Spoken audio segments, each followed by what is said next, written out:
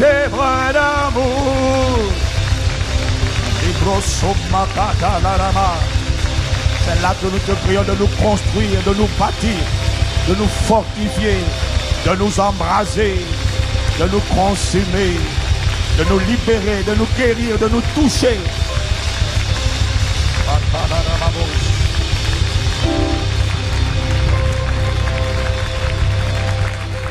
Il faut être dans ses bras pour expérimenter son toucher.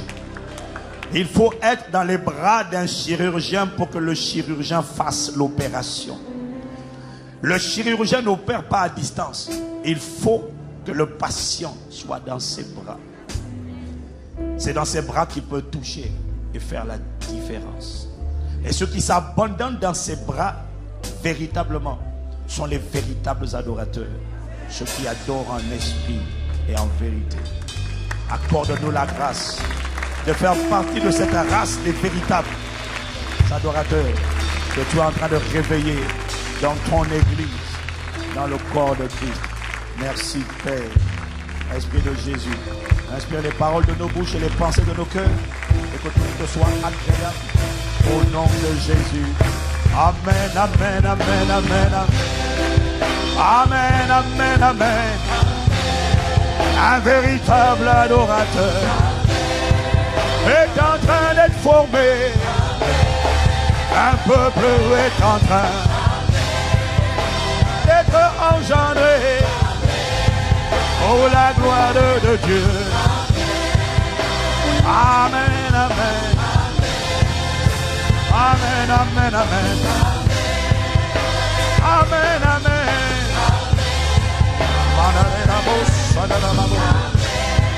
Nous allons dans tes profondeurs.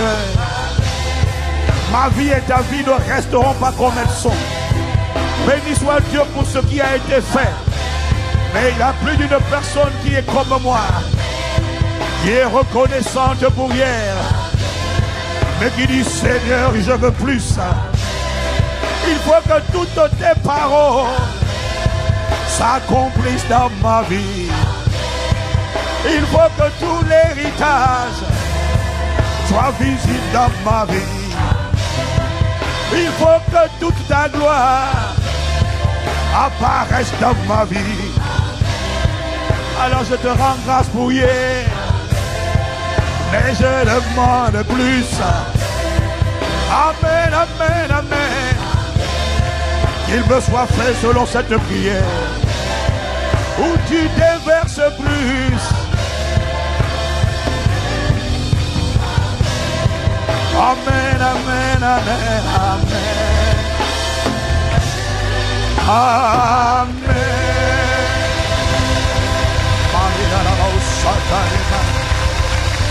Oh God, we thank you, we praise you, we bless you.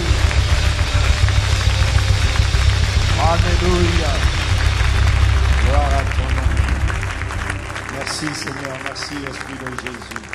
Fais la différence. Endommage notre ignorance.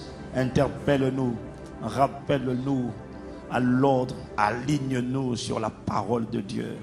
Nourris-nous de ton réma, délivre-nous des séductions de la chair, du monde, du diable qui essaie de nous retenir prisonniers et de nous empêcher de percer. Accorde-nous la grâce d'être ces véhicules divinement réquisitionnés pour toi, par toi, en toi, et qui te laissent apparaître. Nous comptons sur toi, nos sources sont en toi. Nous nous attendons à toi. Nous te demandons et te réclamons toi et toi seul et personne d'autre. Fais la différence car tu suffis. Merci, onction de Dieu. Exprime-toi au nom de Jésus. Amen. Amen. Amen, amen, amen. Alors bienvenue à vous. Regarde ton voisin. Bienvenue à vous qui êtes connectés avec nous. Famille Impact Centre Chrétien qui êtes connectés en direct avec nous. Vous êtes les bienvenus. Vous êtes au bon endroit, au bon moment, dans la bonne saison, la bonne personne, la bonne époque. Tu n'es pas un accident, tu es un chef-d'œuvre que Dieu est en train de façonner. Alors bénis Dieu pour toi-même. Dis à ton voisin avant de t'asseoir, Regarde-moi comme ça aujourd'hui. Dis à toi, regarde-moi bien aujourd'hui. Il y a de l'espoir pour moi. Le meilleur sortira de moi. À la gloire de son nom. Au nom de Jésus. Amen. Acclame Dieu pour toi-même. Tu viens de prophétiser sur ta vie. Et vous asseoir dans sa présence. Bienvenue à chacun d'entre vous. Nous sommes ravis, honorés, privilégiés et contents d'être aussi nombreux chaque dimanche en communion. Qui est content d'être en communion? Est-ce qu'il y a quelqu'un sur Internet, là, ou dans les salles annexes qui est content? Ou dans cette salle, est-ce qu'il y a quelqu'un qui est content d'être dans la présence de Dieu? Le psalmiste dit, je suis dans la joie quand on me dit, allons à la maison de l'Éternel. Je ne comprends pas comment on peut faire, sauf quand on n'a pas le choix et qu'on est connecté en direct. Je ne comprends pas comment le dimanche, on peut ne pas être connecté du tout. On est content et on dit on a passé un bon dimanche. Aïe, jamais. Dimanche, c'est la maison de Dieu. Dimanche, si tu n'es pas en live, tu dois être connecté. Je n'ai pas entendu. Acclame le nom du Seigneur, toi qui as la grâce d'être connecté.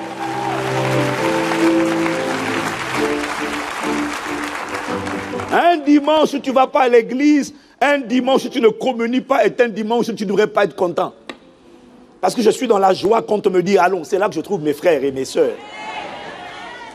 Quoi, tu n'es pas content de voir ton voisin, on dirait. C'est sûrement à cause de ton voisin que tu n'as pas l'air content. Bon, comme c'est trop tard, on ne va pas changer de place. Dis quand même gloire à Dieu. Voilà. Quelqu'un me dit gloire à Dieu encore?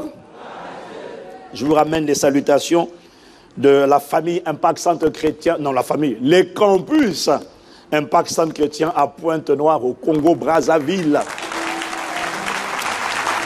Sous la supervision du pasteur Ghislain. Dis Amen. Amen. En tout cas, on rend grâce à Dieu. Nous étions avec Miss Univers Éternel, la seule, l'unique, la vraie, la véritable. Et nous avons eu un séminaire qui était très fort, très puissant. Dommage, je ne pouvais pas suivre par Internet. Ah ben voilà. Et non, c'était fort. Vous savez que l'enseignement sur le mystère des hôtels là, est un enseignement vraiment que le Saint-Esprit est en train de bonifier. Chaque fois que je le donne, il y a une intensité d'onction qui est encore renforcée, qui est encore augmentée. Et c'était fort. Et la particularité cette année, c'est que, d'abord, je vous annonce que Impact Centre Chrétien maintenant a 3 campus à Pointe-Noire. On en avait 2, on en avait un pour ceux qui connaissent Pointe-Noire. On en avait un à Siafoumou, un autre, on avait à Tietie. Et le culte de Tietie, ce n'est pas le campus central. Hein. Le Tietie, maintenant, ils sont à 3 cultes. Ils sont maintenant 1000 personnes. Et là, Impact Centre Chrétien Pointe-Noire a construit sur fonds propres, on a construit un nouveau site à Kouikou, qui est un autre quartier, une autre commune de la ville de Pointe-Noire. Une salle qui prend à peu près combien de places, bébé? 300, c'est ça? 300, 400. Et avant le dimanche de mon séminaire, le pasteur Ghislain a fait un séminaire là-bas. C'était déjà bondé. Et donc là, ils doivent commencer le deuxième culte. Dès le 3e dimanche, ils vont déjà ouvrir 2 cultes déjà pour le nouveau campus. Waouh! Non, il faut vraiment bénir Dieu parce que, tu vois, c'est le royaume qui se déploie. C'est l'enfer qui est dépeuplé. Et le royaume de Dieu qui s'étire. C'est le diable qui est furieux. Mais Dieu qui se réjouit. Tu dois craindre quand Dieu est furieux. Mais quand Satan est furieux, sois calme. Dis tant pis pour toi. Tu ne dois pas craindre la colère de Satan. Tu dois craindre la colère de Dieu. Quand Satan est en colère, ça veut dire qu'il est en train d'échouer lamentablement. Et il échoue dans ta vie au nom de Jésus. J'ai dit qu'il échoue dans ta vie, tous les domaines de ta vie. Quelqu'un me dit un bon amen. Et il est tellement furieux, furax, énervé, qu'il ne faut pas croire que Satan dort. Satan, c'est un bosseur. Non, c'est vrai, il travaille, il fait son job. Et dans le job qu'il fait, vous savez beaucoup d'entre vous avez reçu un email pour vous inviter à dénoncer. Il y a une différence entre les fausses accusations auxquelles, très sincèrement, on est totalement insensible, indifférent. Plus on nous accuse, et on comprend, plus on nous accuse, et bizarrement, plus le Saint-Esprit se déploie, et plus les gens Les gens viennent à l'église d'ailleurs, et plus ils viennent, et plus ils sont touchés. Ils disent, mais en fait, je suis venu par curiosité parce qu'on a parlé mal de vous. Mais je me suis mis à pleurer pendant tout le culte. À pleurer, à pleurer. Jamais ça m'était arrivé de pleurer. Pendant le séminaire à Pointe-Noire, on a vu des gens qui sont vus comme étant des autorités. On a vu une femme qui est venue pleurer. Elle n'a jamais pleuré comme ça. Jamais pleuré. Et tu sais quoi? Elle appartenait à ces endroits-là que je ne citerai pas. Tu connais, non? Les endroits là que oui, parce que je ne sais pas qu'il y avait des femmes là-bas. Je pense qu'il n'y avait que des hommes. Non, ils recrutent aussi des femmes. Et elle est venue, elle a tellement pleuré. Elle a dit, mais ce qu'il vient de décrire, c'est toute ma vie. Parce que je leur ai dit, Dieu seul doit être invoqué dans ta vie. Et quand j'ai expliqué le mystère des autels, comment invoquer un autre nom que le nom du Seigneur, c'est invoquer, c'est bâtir un autel. La dame était tellement touchée. Elle a dit, mais c'est toute ma vie. Elle a dit, j'abandonne tout. Je sors de là. Je sors de leur truc ésotérique là. Je donne ma vie à Jésus.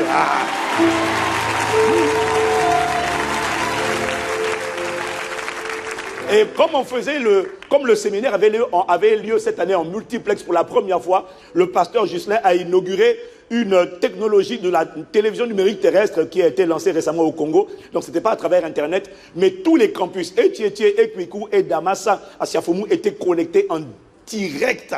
Et en direct, le dimanche, il y a une maman, on m'a dit, à Tietie, qui a carrément ramené tous ces hôtels, toutes ces statues, tous ces trucs, tous ces bijoux de sorcellerie. Elle a tout amené pour qu'on brûle.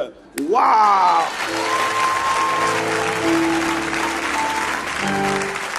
Quelqu'un dit gloire à Dieu. Alors vous comprenez que c'est normal que le diable se déchaîne et qu'il soit furieux. Et pour ça, il y a des gens volontairement mal intentionnés et qui ne font pas que des fausses accusations. Fausses accusations, on ne répond pas. Jésus ne répondait pas aux fausses accusations. Par contre, j'ai reçu la conviction de répondre et d'interpeller l'Église, pas sur les fausses accusations, mais sur des soi-disant, des pseudo-médias, soi-disant, qui ont pour but d'informer, et qui, dans leur soi-disant information, glissent des informations qui ne sont pas des fausses accusations, mais qui sont des incitations flagrantes à la haine, et dont le but, c'est de pousser à la haine contre les Castanou et contre Impact Centre Chrétien, c'est-à-dire contre toi et contre moi. Pas contre moi seul, mais contre toi et contre moi. Et ils sont en train d'inciter, et en fait, la vérité, c'est que le niveau d'influence et de considération et d'appréciation dont jouit Impact Centre Chrétien est en train de déranger de plus en plus. J'étais à Abidjan il y a quelques semaines, en fin septembre, j'étais à Abidjan, et je ne sais pas quel jour dans la semaine, j'étais tranquillement avec mon frère Hervé et mon protocole. Nous avons commandé un room service. Ça, c'était même pas au Congo, c'était en Côte d'Ivoire. On a commandé un room service, et la dame qui nous montre le room service, quand elle ouvre la porte de la suite, elle rentre dedans, elle voit, elle avait le plateau avec mon ananas comme dessert. Elle a renversé le plateau, elle est tombée, elle est venue m'attraper la jambe. Elle a commencé à pleurer. J'ai dit, maman, qu'est-ce que j'ai fait? Il dit, maman, je voulais juste manger quelque chose. Et puis elle attrape mon pied, pasteur. J'ai dit, mais qu'est-ce qu'il y a? Maman, arrête de pleurer, c'est bon. Tu t'appelles comment? Je m'appelle un tel. J'ai dit, mais arrête de pleurer. J'ai dit, bon, que veux-tu que je fasse pour toi? Elle me dit, priez pour moi. J'ai dit, il faut demander de prier. Il demande seulement la prière, c'est tout. Il dit, j'en ai marre d'échouer. J'ai dit, ok, je vais prier pour toi. Alors, je lève la main sur elle, comme ça, je dis, Seigneur, je recommande cette sœur à ta grâce, aie compassion d'elle, et tends ta main, fais parler ta gloire. D'abord, je lui ai dit, je vais faire un séminaire à fin novembre à Abidjan, avec le pasteur Mohamed. Il faut que tu sois présente parce que je vais parler sur le mystère des hôtels. Si tu me dis que tu en as marre d'échouer, ça veut dire que ta vie est bloquée. Ta vie est sûrement bloquée par un hôtel qui n'a pas commencé avec toi, qui a commencé à plusieurs générations en arrière. Est-ce que quelqu'un me suit? J'ai dit, mais fais le séminaire. Je ne veux pas juste prier, mais assiste au séminaire. Parce que Dieu libère toujours à travers sa parole. Je n'ai pas entendu toi, amen. Alors, je lui ai dit, bon, mais je vais quand même prier. Alors, j'ai prié, j'ai dit, Seigneur, au nom de Jésus, je la recommande à ta grâce, que tout hôtel d'échec qui parle contre cette femme, tout hôtel, là, elle a commencé. Il dit, ma jambe a commencé à trembler. J'ai dit, non. Il dit, non. Oups, j'ai rien dit. Non, justement parler. J'ai dit, bon, c'est bon, on ne va pas commencer à fâcher ici, là. Sinon, on va commencer à entendre des cris dans la chambre. Heureusement que je n'étais pas seul, heureusement. Sinon, tu aurais une affiche à tout dialogue, là.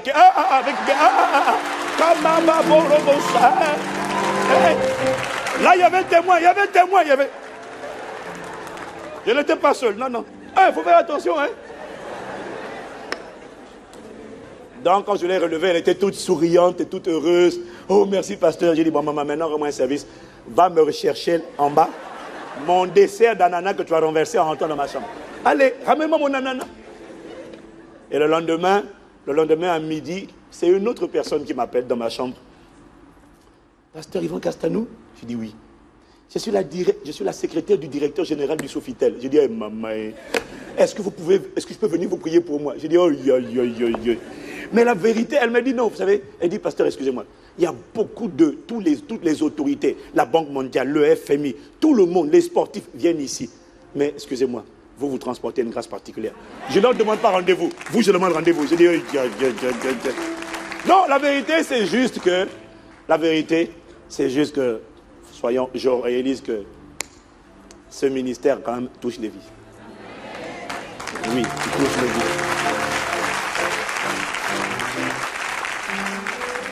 Et ajoute à cela qu'il est en train d'influencer et de donner à beaucoup de gens l'envie de revenir à Dieu. Et ajoute à cela que le fait que le pasteur Yves, qui est consacré, véritable adorateur, comme moi, comme nous tous, ajoute à ça que Dieu est en train de lever des gens comme le pasteur Yves en personne, qui sont des Joseph et des Daniel, qui opèrent dans les sphères d'influence. Si tu comprends ça, tu comprends qu'il voit d'un très mauvais œil cette expansion et cette influence. Il y a des fois, on n'a même pas dit, on n'était même pas là. Il y a des gens, à Brazzaville, il y a des enfants, il y a des personnes que les parents ont chassées de chez eux juste parce qu'ils vont à l'église. Un Pakistan chrétien. Il y a une espèce de campagne de haine, d'incitation à la haine qui a été lancée contre un Pakistan chrétien. En réalité, pas contre nous, contre le royaume. Parce que cette influence dérange énormément. Est-ce que quelqu'un me suit? Donc, si tu ajoutes à ça, je disais le fait que tu as des gens que Dieu est en train de susciter, qui sont en train d'être des Joseph et des Daniel. Les gens ne sont pas du tout. Ça, ils craignent énormément. Et je comprends qu'ils craignent. Mais que ce soit là-bas ou ailleurs, la gloire de Dieu apparaîtra dans toutes les sphères. J'ai dit la gloire de Dieu apparaîtra à travers un peuple dans toutes les sphères d'influence. Quelqu'un me dit Amen? Parce que beaucoup voient d'un mauvais œil le fait qu'un peuple s'intéresse aux nations, pour prendre soin des nations. Beaucoup voient d'un très mauvais œil. Et donc ça suscite de l'hostilité, de la haine. Et donc il y a des gens qui achètent, qui passent par des soi-disant sites d'information pour inciter à la haine. Et vous savez, donc ils montrent toutes sortes d'histoires. Et le problème avec les inventions, parce qu'il y a une différence, je disais, entre fausse accusation et puis incitation à la haine, c'est que, bon, je n'ai même pas envie de développer ça, il y a des histoires tellement farfelues qu'on met sur le dos du pasteur Yves, notamment un site là, et en plus, il met avec ma photo. Moi, ce qui me réjouit, ça me fait rire, il met ma photo et puis... Mais ce qui est dangereux, ce n'est pas juste la partie fausse accusation. Ce qui est dangereux, c'est que on met des accusations qui sont très insidieuses et très dangereuses. Est-ce que quelqu'un me suit? Parce que la fausse accusation, c'est une fausse accusation. Mais l'incitation à la haine, en fait, on a fait une enquête. On a découvert qui est derrière. Ça vient du Congo-Brazzaville, on sait qui est derrière. Et leur but, en réalité, c'est d'emmener les gens... Parce que vous savez, malheureusement, le peuple ne réfléchit pas beaucoup. Il a tendance à croire tout ce qu'il lit ou tout ce qu'il entend. Quand c'est à travers un média d'information, les gens se disent, si c'est à la télé, c'est que c'est vrai. Si tu savais. Et là, ce n'est pas à la télé. Là, c'est des gens... Le problème avec les réseaux sociaux, c'est que n'importe qui peut créer son site d'information, mettre toutes les poubelles qu'il veut dessus, et les gens croient. Alors, on accuse le pasteur Yves d'être, en tant que directeur général de l'RPCE, parce qu'il y a une guerre quelque part dans le Congo. Excusez-moi de prendre le temps, mais il faut que je vous explique ça. Il y a une guerre quelque part dans une région du Congo, et on accuse le pasteur Yves, en tant que directeur de la régulation, d'être celui qui aide à localiser les gens qui sont en train de se rebeller contre le pouvoir, alors qu'il n'y est absolument pour rien, et que ce n'est même pas sa prérogative. Il n'a même pas le mandat pour ça, il n'a même pas le pouvoir pour ça. Mais il y en a qui connaissent la vérité, mais qui balancent des fausses informations afin de pousser les gens simples, les gens naïfs, à prendre les armes, parce que c'est ça qu'ils visent en réalité, prendre les armes pour attaquer l'intégrité physique des pasteurs, de leur famille, et leur plan, c'est de faire brûler toutes les églises en Pakistan chrétien. Oui, non, on s'en est rendu compte. Leur plan, c'est pas juste de dire fausse accusation, c'est de dire, c'est à cause de Castanou qu'il y a tel problème, incendiez leurs églises, et si vous les voyez, attaquez-les. Alors du coup, Quand je suis allé au Congo, on m'a dit non, il faut qu'on renforce ta sécurité parce que le climat n'est pas bon. J'ai dit, il n'y a pas de sécurité renforcée pour moi. Il n'y a aucune sécurité renforcée. Je déclare et je décrète qu'il n'est pas né. S'il était né, il n'est plus né.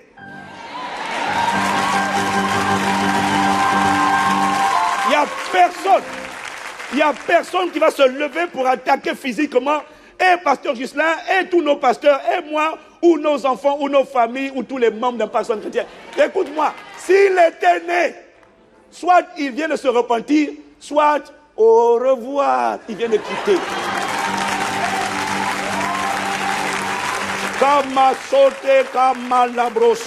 C'est ça le problème, c'est manipuler les gens, inciter à la haine.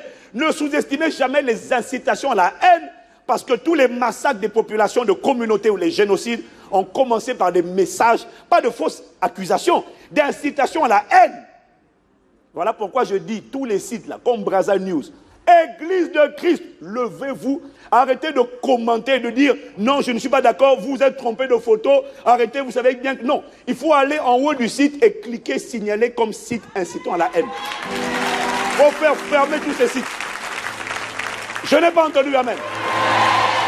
Toute personne, je ne parle pas que d'un pacte chrétien, je dis si tu es le corps de Christ, ICC est une locomotive. Si ICC disparaît, ne t'inquiète pas, ça ne te sera d'aucun avantage. Parce qu'on tire le corps de Christ et des vies sont transformées à travers la parole de Dieu. Donc, et vous savez c'est quoi? Le pari de ces plaisantins pathétiques, vous savez c'est quoi leur pari? Ils sont sûrs que nous ne dirons rien. Et que nous ne saurons pas nous mobiliser. C'est là-dessus qu'ils misent. Alors moi je dis Église, il y a des choses pour lesquelles il faut savoir, c'est pas faire des commentaires, c'est signaler, site incitant à la haine, incitant à la haine. Si nous sommes des milliers à désavouer, à dénoncer ces sites, ils seront fermés. Mon but c'est de les faire fermer. Et tous les sites qui se lisent, tant que ce sont des fausses accusations, je n'ai pas de problème. Je suis blindé contre ça. Mais quand ce sont des incitations à la haine, je ne sous-estime pas. Je dis non, ça c'est hors de question. Je n'ai pas envie que mes enfants marchent dans la rue en regardant derrière eux, en disant attention. Non, non, non, jamais de la vie. Mais il n'existe pas. S'il était né, soit il a changé d'avis, soit au revoir, il a quitté la terre.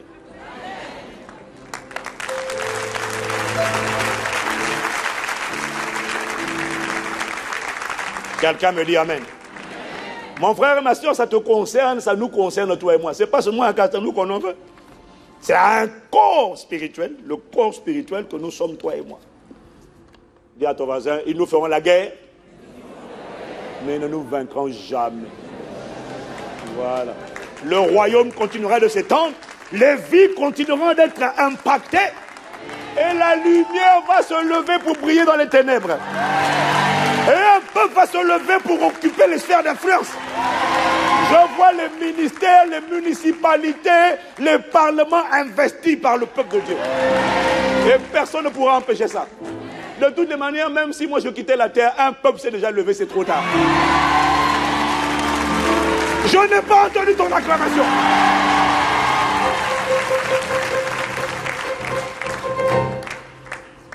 Voilà, l'Église ne se taira pas. Nous sommes des disciples, c'est-à-dire des partisans, des propagateurs, des propagandistes, des zélateurs de Jésus. Nous sommes zélés pour Christ. Voilà. Faites circuler le mot.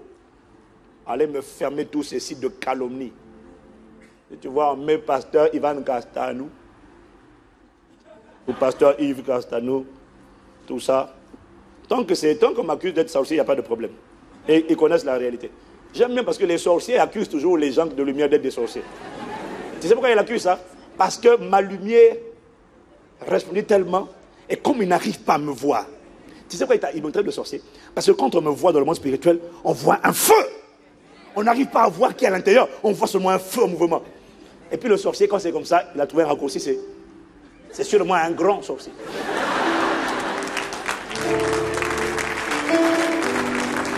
Acclame le nom du Seigneur, acclame.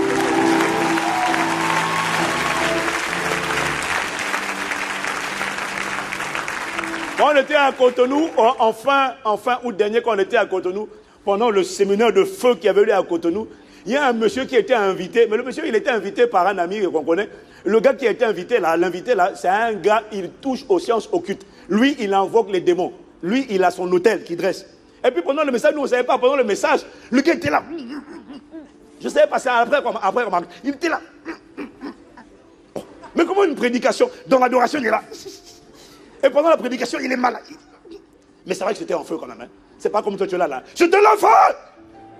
Ah non, c'était le feu. C'était le feu. Et puis le gars, à un moment donné, il bouge. Et puis il se lève. Et puis il sort de la salle. Il a pris sa voiture, il est parti. Et le lendemain, son copain lui dit, mais pourquoi tu es parti brusquement comme ça? Il dit, ah, gars, je ne peux plus tenir. Je ne peux plus tenir. Parce qu'en fait, il sentait que l'esprit qui était en lui allait se manifester. Et qu'il allait perdre la tête. Il dit, je ne peux plus tenir. Il dit, hein? Mais gars, le gars que vous avez invité là, il est fort là. Il est fort. Il dit, c'est pas le gars, c'est Christ en moi. L'espérance de la gloire.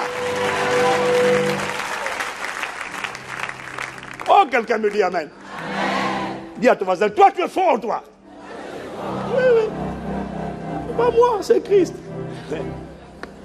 C'est Christ. Quelqu'un me dit encore amen. Et la dernière info avant de commencer mon message d'aujourd'hui, c'est n'oubliez pas, mercredi jusqu'à dimanche prochain, ça finit samedi, mais ça va continuer le dimanche, nous avons la conférence des femmes d'impact. Donc, si en te regardant dans le miroir, tu constates que tu es une femme, cette conférence est pour toi. Non, parce qu'il y a des gens qui regardent dans le miroir, ils ne savent pas. Hein. Ils ne savent pas s'ils sont bis ou trans. On ne sait pas. Ils ne savent pas. Mais nous, on sait que Dieu n'a créé que l'homme et la femme. Les autres, là, on ne l'a pas vu. Nous, on ne connaît pas. Ça, on ne connaît pas. Oh. Nous, on ne connaît pas. Donc, si tu t'identifies comme femme, c'est bon. Si tu te poses encore des questions, vraiment, bon, viens quand même. Hein. Peut-être que la parole va te délivrer. Donc ça commence le mercredi soir et ça sera un bon moment. Moi je commence le mercredi. Après il y a ma femme et le pasteur Yémissi. Ça va être un bon moment. Femmes d'impact, venez célébrer ce que font les femmes. Ou ce que Dieu fait à travers les femmes. Trop longtemps méprisées, écrasées, oppressées, banalisées, mises de côté. Mais lorsque Dieu prend les femmes et qu'il écrit une histoire à travers les femmes, sois présent. Y a-t-il une femme pour acclamer?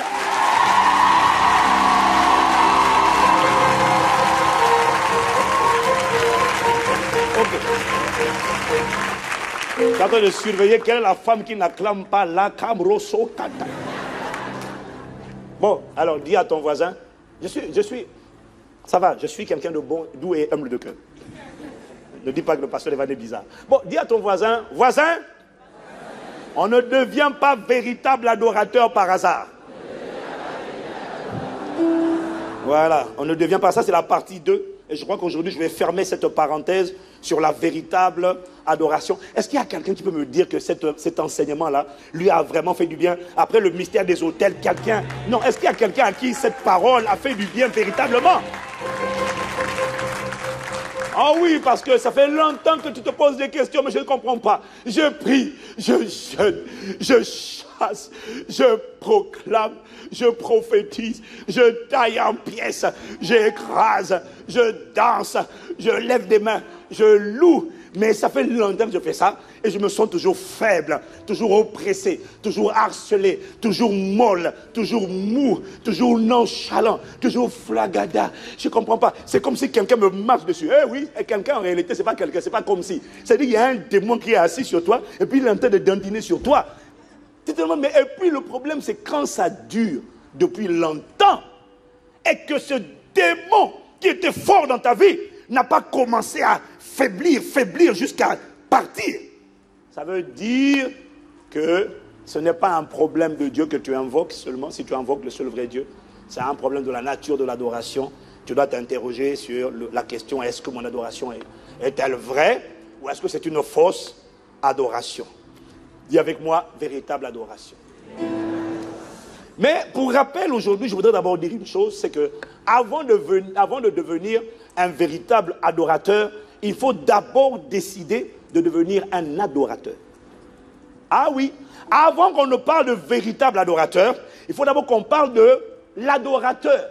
L'adorateur, c'est celui qui décide de n'invoquer, appeler, solliciter, prier, adorer que Dieu seul. Là, c'est l'adorateur. Je n'ai pas entendu amen.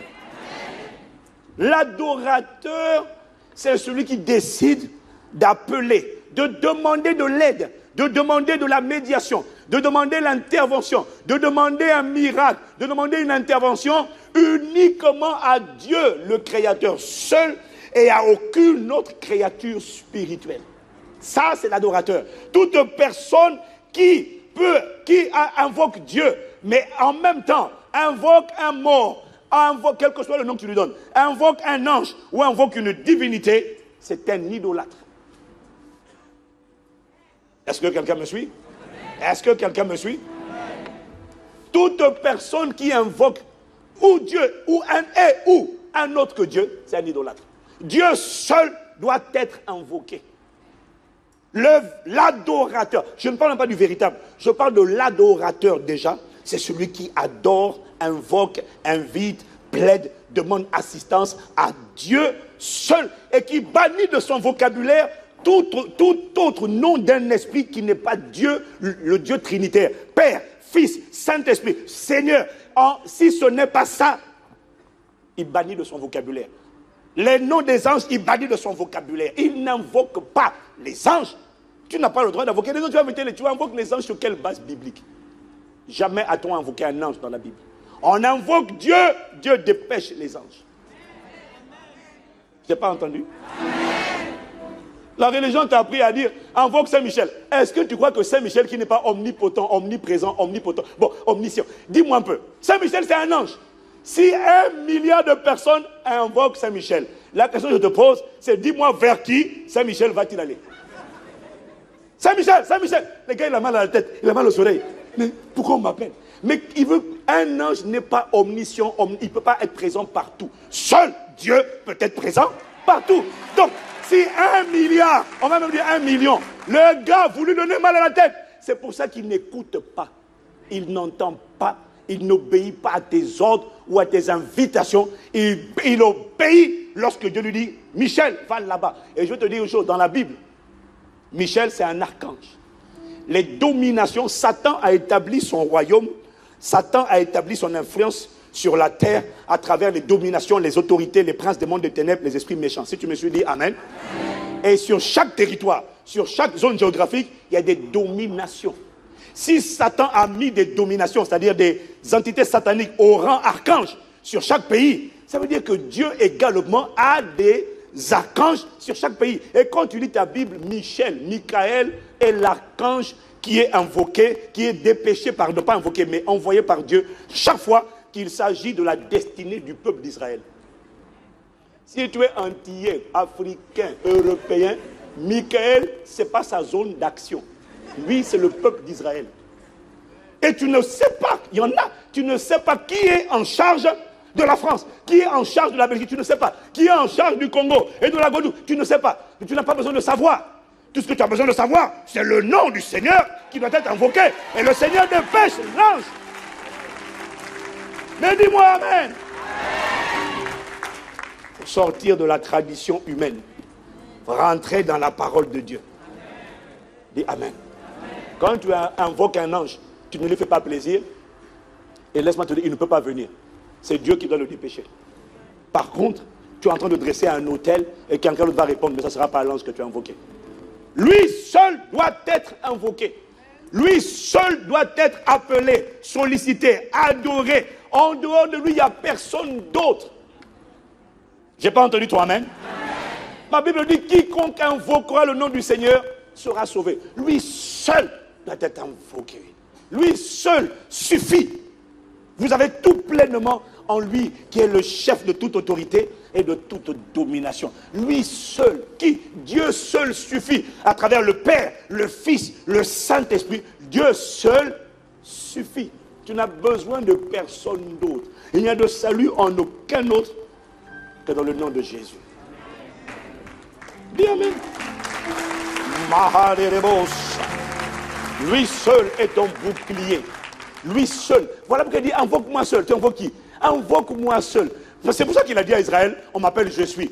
Je suis quoi? Mais je suis La suite, c'est toi qui définis, mais ce que tu veux, mais c'est ce que je suis. Je suis tout ce dont tu as besoin, je suis.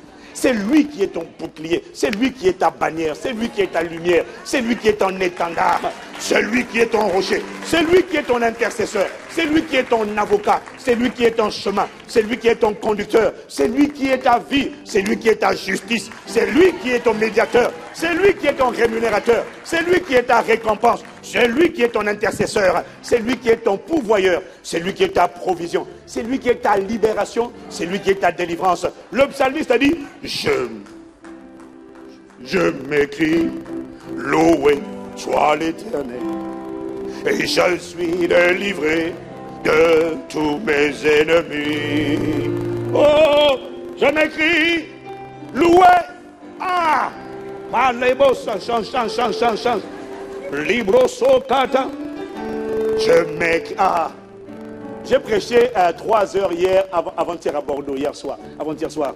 Je m'écris, loué soit l'Éternel, et je suis délivré de tous mes ennemis. Oh, je m'écris, loué soit le Seigneur, et je suis délivré de mes... Le psalmiste a dit, même quand tu es délivré de tes ennemis, tu n'as pas besoin d'invoquer un nom, un archange, un mort. Invoque le nom du Seigneur.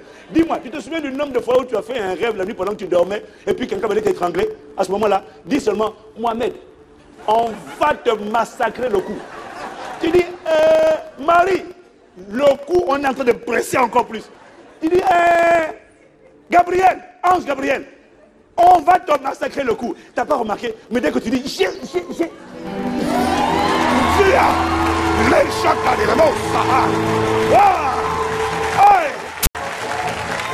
il y a quelqu'un, lui seul suffit. Il est tout ce dont tu as besoin. Quand tu as besoin de la sécurité, il est ta forteresse et ton abri. Il est ta bannière et ton bouclier. De quoi as-tu besoin? Tu as besoin de provision. Il est non seulement ton pourvoyeur, mais il est ta provision. C'est quoi ta provision? C'est Christ, notre Pâque, qui a été immolé. Mange-le. Il est la source de la vie éternelle. Oh! Ok, je vois que ton voisin, ça l'emballe pas. On dirait qu'il a envie d'avoir quelqu'un d'autre. Hein? Mais moi, mon frère et ma soeur, moi et ma maison, nous servirons, nous honorerons, nous proclamerons le nom du Seigneur. Quelqu'un me dit Amen. Dis-moi, lui seul suffit. Chaque fois que toi, Jésus a dit quand vous priez, dites, notre Père qui est aux cieux, que ton nom soit sanctifié, que ton nom soit sanctifié. La version du Semeur dit que toi seul sois reconnu, que tu sois seul reconnu comme Dieu. Et le Saint-Esprit m'a dit, tu vois, on l'a déjà vu, tu ne peux pas demander à Dieu que ton nom soit sanctifié, que ton règne vienne, que ta volonté. Tu ne peux pas demander que sa volonté soit faite si son nom n'est pas sanctifié. Son nom sanctifié, ça veut dire quoi? Lui seul reconnu comme Dieu. Ça veut dire que tu n'invoques aucune créature. Tu invoques, tu appelles le Créateur. Quand tu fais ça, tu sanctifies son nom. Tu as de la révérence pour son nom. Tu n'as pas de plan de secours, lui seul. Dieu n'attend pas, ce n'est pas suffisant de reconnaître Dieu comme Dieu. Non. Il faut que lui seul soit reconnu comme Dieu. C'est différent. Ce n'est pas que tu le reconnaisses comme Dieu. Parce qu'il y en a qui reconnaissent Dieu comme Dieu, mais ils invoquent un démon, ils invoquent un nom en dehors de son nom. Ce qui veut dire d'ailleurs que tu as un plan de secours et que tu n'as pas totalement confiance dans la capacité de ce seul véritable Dieu créateur à pourvoir. Si tu invoques, tu invoques quelqu'un d'autre pendant que tu invoques Dieu, ça veut dire que tu n'as pas confiance en Dieu. Tu n'es pas convaincu que lui seul suffit. Dis avec moi, lui seul suffit. Et c'est pour ça que les gens, ils prient, ils invoquent Dieu. Seigneur, je t'en prie, guéris-moi. Mais en même temps, il va voir le marabout, le féticheur ou le médium. Guéris-moi. Quand c'est comme ça, je t'ai déjà dit, Dieu recule. Il dit, bon, comme tu as invoqué celui-là, on va voir ce qu'il va faire. Il y a des gens qui me disent, oh, vous savez, quelqu'un m'a dit la dernière fois, tu es atteint de maladie grave, tu risques de mourir. Je lui dis, invoque le nom de Jésus, appelle le nom de Jésus. Et il me dit, oui, c'est ce que je fais, Et puis il me dit, j'ai vu d'ailleurs à la télévision qu'il y a quelqu'un qui a invité, c'est qui là, Fatima au Portugal. Il a invoqué Fatima, et puis il a été guéri. Je lui dis, frère, s'il a invoqué Fatima et qu'il a été guéri, cette guérison-là ne vient pas de Dieu. Si cette guérison ne vient pas de Dieu, je te garantis qu'elle ne va pas rester longtemps.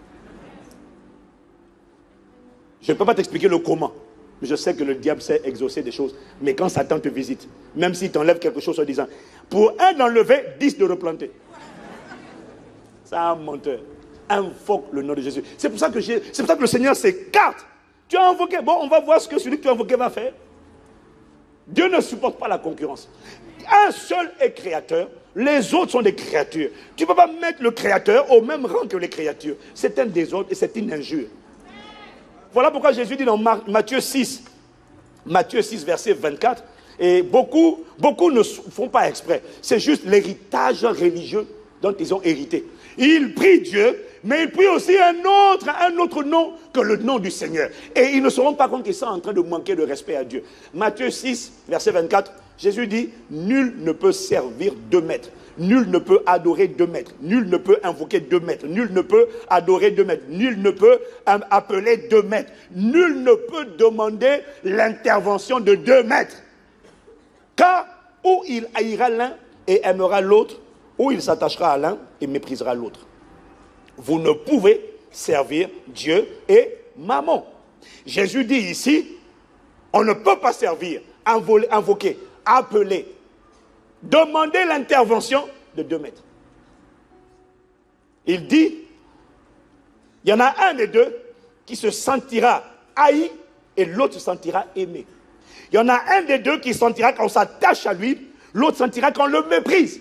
Mais dans tous les cas, tu ne peux pas dire je combine les deux au cas où. Non. Quand toi tu dis je combine les deux, il y en a un des deux qui dit moi je m'écarte, je suis haï, je suis méprisé. L'autre dit je suis aimé et on s'attache à moi. Assure-toi que celui qui se sente méprisé, ce soit le diable et que Dieu se sente choisi et aimé.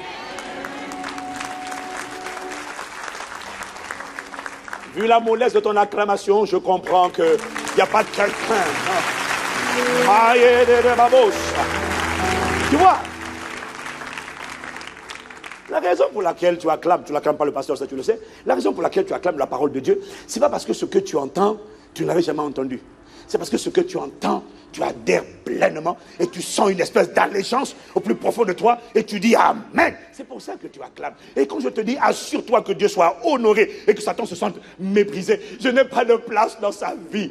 Tu dis yes, lui seul, lui sera mon seul trésor. Il faut que Satan sache que lui seul, Jésus, le Christ, sera mon seul trésor. Et là, Satan ferme le front. Et puis il fait... Ah, tu dis, yes, mon gars, sois fâché. Mais Dieu est réjoui parce que l'ordre divin est respecté. Je vois l'ordre divin respecté dans ta vie. Alors, quand on veut que le feu de sa sainteté, le feu qui libère, qui embrase le sacrifice, quand on veut que le feu descende sur sa vie, la première chose à laquelle on doit veiller, c'est s'assurer que Dieu seul est sanctifié dans ta vie. Je n'ai pas entendu amen. C'est t'assurer que lui seul est invoqué et tous les concurrents et tous les autres noms que tu connaissais, que tu as pris de la belle manière de vie héritée de tes pères, tu les bannis de ton vocabulaire, tu gardes le nom du Seigneur. Dis amen encore. Et quand tu as fait ça, tu as quitté le stade d'idolâtre et tu es devenu maintenant un adorateur. Mais attention, ce n'est pas tout d'être un adorateur et d'adorer le seul vrai Dieu. Maintenant, il faut continuer à aller plus loin, devenir un véritable adorateur. Tu dois décider de devenir un véritable adorateur et ne pas rester seulement adorateur. Car les adorateurs s'offrent à Dieu, mais ce n'est pas pour autant que le feu vient. Le feu ne vient pas quand tu es un idolâtre, ça c'est sûr. Mais quand tu es un adorateur, le feu ne vient pas pour autant. Il faut que tu franchisses, il faut que tu ailles plus loin et que tu deviennes un véritable adorateur. Et Jésus nous dit dans Jean 4, verset 23, que les véritables adorateurs sont ceux qui adorent le Père en esprit et en vérité. Et ce sont là les adorateurs que le Père recherche. Si tu me suis, dis Amen. Dis avec moi, Seigneur, fais de moi un véritable adorateur. Oh, dis plus fort, Seigneur, fais de moi un véritable adorateur. Fais de moi un instrument d'adoration. Je lève les mains en ton nom. Fais de moi un instrument d'adoration. Je lève les mains en ton nom. Fais de moi un instrument d'adoration. Je lève les mains en ton nom. Fais de moi un instrument d'adoration. Je lève les mains en ton nom. Akata lebrosa. Normalement, tu devrais acclamer ce genre de mélodie. Fais de moi un instrument d'adoration. Je lève les mains en ton nom. Mahaliremabosa. Fais de moi un instrument d'adoration. Je lève les mains en ton nom. Les babrosos, les babos. Je lève les mains en ton nom. Oh, ma Père, je lève les mains en signe d'abondance. Je lève les mains. Malé babos. Oh, je t'en prie, consacre-moi véritable adorateur qui lève les mains en ton nom. Oh, ma Père, je lève en signe d'abondance, en esprit, en vérité. Je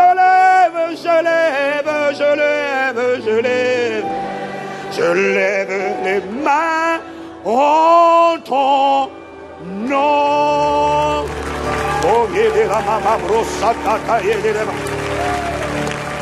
Oh,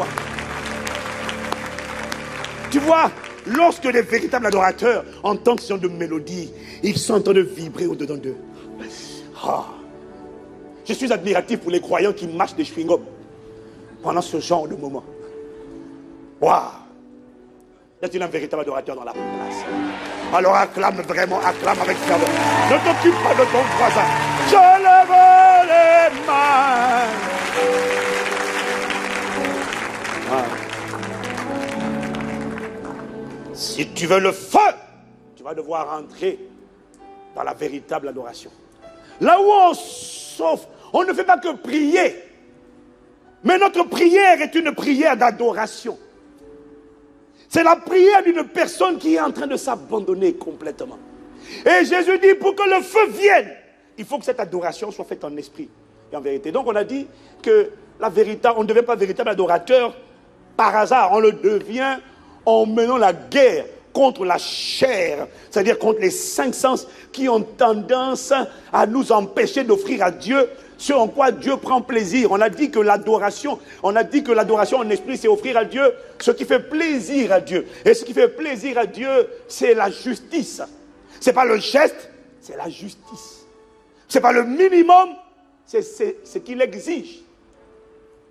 Je n'ai pas entendu. Je n'ai pas entendu. Merci bébé. Un bébé qui crie plus fort que toi. Coco, c'est une honte. C'est une honte. Un bébé qui dit amen plus fort que toi. Je vais compter jusqu'à 3, je te laisse te rattraper. 1, 2, 3. Là, le bébé a compris qui est bébé et qui est parent. Acclame, acclame, acclame, acclame. Je lève les mains. On a dit qu'on devient véritable adorateur en faisant la guerre à la chair. En ne laissant pas notre éducation influencer ce qu'on va offrir à Dieu. On offre à Dieu ce que Dieu veut recevoir. Ce en quoi il prend plaisir. C'est-à-dire que sa justice, sa loi soit appliquée. Que ça fasse mal ou que ça fasse pas mal, applique la loi. Vous savez, à l'époque, je regardais, il y a des gens, on voit son niveau de prière. On voit son niveau de jeûne. Et il accumule les jeûnes. Et il accumule les prières. Et les gens de l'extérieur sont convaincus que dès lors que quelqu'un fait ça, il est vraiment en train de s'offrir à Dieu. Puisque la supplication, le jeûne, la supplication est un sacrifice. Mais on a vu qu'il y a des sacrifices, même de supplication, qui ne sont pas agréés par Dieu. Et à l'époque, je regardais. Il y a des gens, ils prient, elle prie. Elle te dit, pasteur, je prie, je jeûne, 12, 21, 12, 10, 3, Esther. Après, je repars à 21. Ça fait 10 ans. Je jeûne, je prie. Maintenant, j'ai le front fermé, les rides, je prie. Mais toujours les mêmes réclamations sataniques me tiennent. Toujours les mêmes jougs restent sur ma vie. Toujours cette mollesse. Toujours tu sens que ça ne va pas. Toujours tu sens que quelqu'un est en train de te marcher dessus. Pourquoi?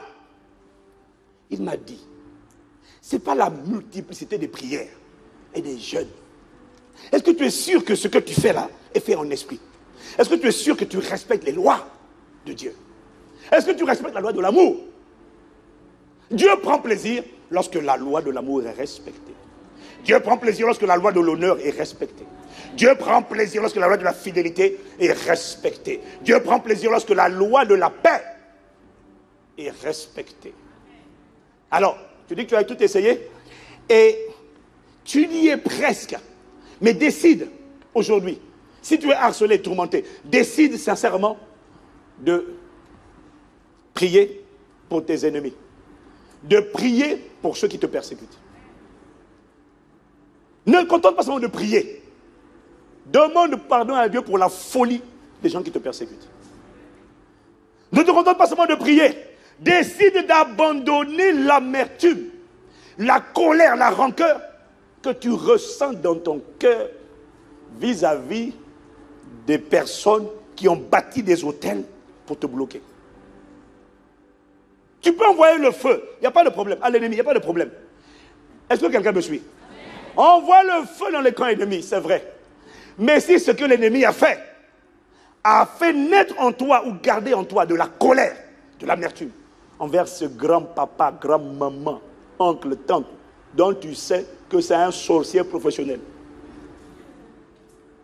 Si tu envoies le feu dans les camps ennemis, mais que ton cœur est rempli de colère et d'amertume, alors il y a quelque chose qui n'est pas à sa place, parce que la loi de l'amour, la loi n'est pas respectée. Est-ce que quelqu'un me suit? Tu ne peux pas laisser ce qu'on t'a fait justifier la haine, l'amertume, la colère. Parce que si tu as la colère dans ton cœur, l'amertume, lui il a la méchanceté, il a la manipulation, il a la sorcellerie. Toi tu as l'amertume. Mais au final, vous avez tous les deux des œuvres du diable dans votre cœur.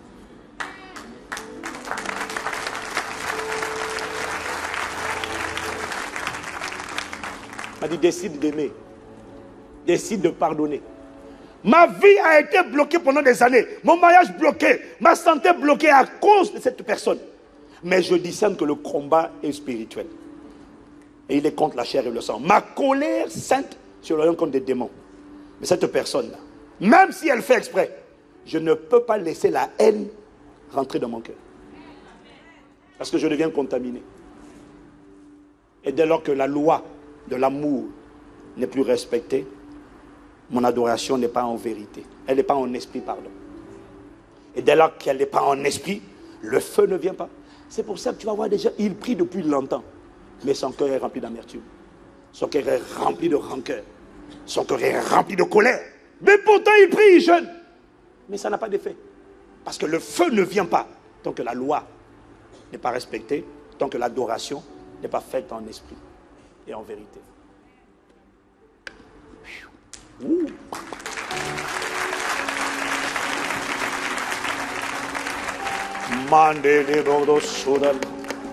Parce que l'enjeu, c'est que le feu descende te consumer. Mon frère, ma soeur, ce que je te dis là, je l'ai entendu. Il me l'a dit. Tu as déjà tout essayé. De toutes les manières, ça te coûte quoi d'essayer maintenant? Libère un peu les gens que tu as gardés dans ton cœur. De toute façon, écoute, tu as déjà les bons ingrédients. Tu as le jeûne, tu as la prière. Ça, c'est bon déjà. Maintenant, libère simplement le cœur. Ajoute le cœur libéré. Quand on parle de cette personne, tu ne sens plus monter en toi une injure et un mépris. Laisse partir. Et là, tu verras. Essaie ça. Ajoute au jeûne et à la prière l'adoration en esprit. Tu vas voir comment le feu, jour après jour, va descendre sur toi. Va descendre sur toi. Et si on te dit, c'est à cause de ta tante là que ta vie est bloquée, non? Tu dis non, que Dieu pardonne sa folie. Que Dieu pardonne sa folie. Le combat n'est pas contre la chair et le sang. Ma tante a bâti un hôtel. La vérité, c'est que ceux qui bâtissent des hôtels sataniques ne contrôlent pas les hôtels qu'ils bâtissent. Il ne faut pas croire. Hein. Vous pensez que les hommes contrôlent les démons? Il y a des gens, ils ont dit à Mami Wata, esprit des eaux, sirène, je te confie mon enfant. Tu penses que la personne peut aller dire à sirène, remets-moi mon enfant? Oh! Quand elle va vouloir aller vers la sirène, rien que l'apparence diabolique de la sirène dans le monde spirituel. Tu vois une... Mais pourquoi croyez-vous que les sorciers là ont peur de quitter la sorcellerie? Tu sais ce qu'ils voient dans le monde occulte? Toi, tu vois des anges, tu vois des êtres resplendissants comme le soleil. Là-bas, dans le monde des ténèbres, ils voient une personne, la tête, c'est on dirait un lézard. Les bras, c'est on dirait un chimpanzé. Après, les jambes, c'est on dirait un crocodile. Après, ils voient une créature, et puis le buste, c'est un serpent. Et la personne, l'esprit là lui dit, tu voulais demander quoi? Et là, c'est-à-dire que... Oh. Mais Dieu est amour. Mais Satan règne par la terreur. Ces gens voient des créatures spirituelles qui sont terrifiantes. Vous ne savez pas ça. Ils voient des créatures qui sont effrayantes.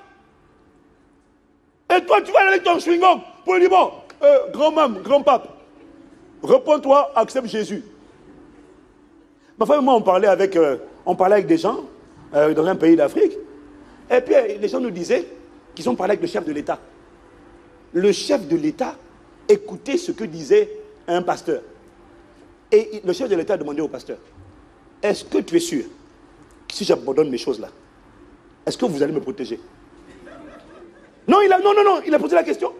Est-ce que si moi j'abandonne ça, est-ce que vous pouvez me protéger? Parce que c'est avec ça que moi je tiens le pays depuis des années. C'est avec mes divinités sataniques là. Je suis obligé de livrer des sacrifices, mais au moins ils me gardent le pouvoir. Bon, si j'abandonne ça, ils vont déclencher des représailles. Est-ce que vous allez me protéger? Bon, comment veux-tu que toi, pasteur, tu sois crédible, alors que toi, tu vas voir le chef de l'État pour demander de l'argent? Monsieur le Président, on a besoin d'argent. Il dit, bon, c'est toi là, ce sont tes prières, quand je te vois, c'est toi. Ah! Il dit, excuse-moi, va en paix, je garde mes choses. Ces gens ont besoin d'avoir affaire à un peuple de Dieu embrasé. Ils ont besoin de... Ils ont besoin de voir des fils de Dieu qui opèrent dans les sphères d'influence, mais qui sont des piliers, des colonnes, des malabars. Quand ils disent, monsieur le ministre, monsieur le député, monsieur le président directeur général, rassurez-vous, Jésus est Seigneur, je parlerai, je prierai pour vous. Et quand tu parles déjà, le gars il sent qu'il est en feu, il sent déjà que, là il dit non, lui il me rassure. Mais écoute, quand tu pries une prière religieuse, faite selon la chair, et lue sur un papier, il n'y a rien de consistant. Et pendant que tu pries, le gars sent totalement froid comme un glaçon. Et après une prière, une exhortation froide comme un glaçon, le monsieur, le leader ou le pasteur lui dit, voulez-vous accepter Jésus? Il dit qu'il est fou. Moi j'accepte ton Jésus, j'abandonne ça, j'abandonne mes gars pour Jésus. Mais non. Mais quand ils sentent que tu es en feu, quand ils sentent que quand tu parles, des paroles de feu sortent de ta bouche, tu commences à le rassurer. Il dit peut-être que je peux placer dans ma vie. Parce que lui, pour lui, il place pas sa vie dans les mains de Jésus. Il ne connaît pas Jésus. Il place sa vie dans les mains d'un homme de Dieu ou d'une femme de Dieu qui connaît Jésus. Lui, pour ça, c'est ça.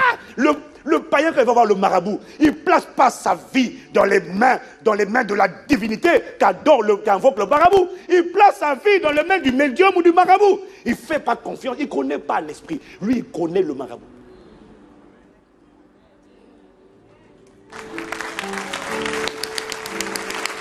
Plus fort, plus fort, plus fort, plus fort, plus fort, plus fort.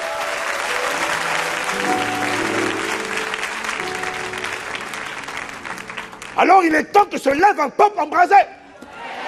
Il faut le temps que se lève un peuple de bâtisseurs d'autels de Dieu et de démolisseurs d'autels sataniques. Pas un peuple de poules mouillées qui est là. Il n'y a aucun feu. Il n'y a aucun feu. On ne sent rien. Il faut que ça change et ça change dans ta vie. J'ai pas entendu. Tu as mangé quoi aujourd'hui? C'est quoi ton problème? Hein?